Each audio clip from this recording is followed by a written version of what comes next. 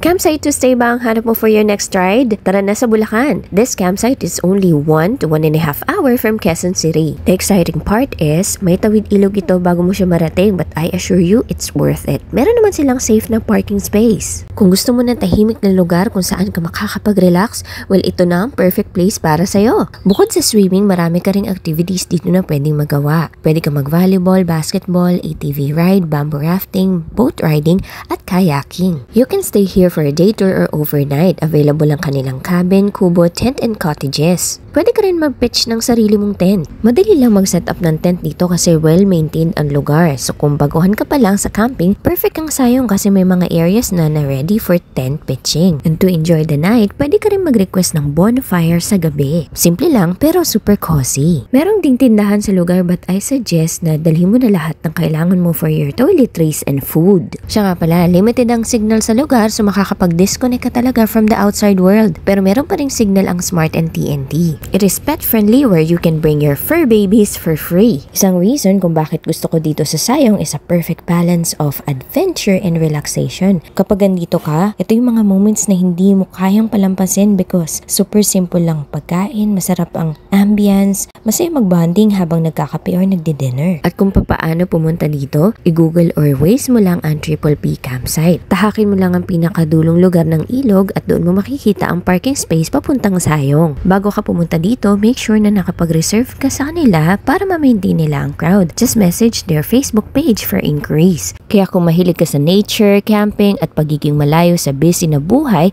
this is definitely a place to be. Don't forget to like, comment, and follow kung gusto mo pa makakita ng mga ganitong outdoor adventures. And that's another camp trip in Bulacan. Hanggang sa muli!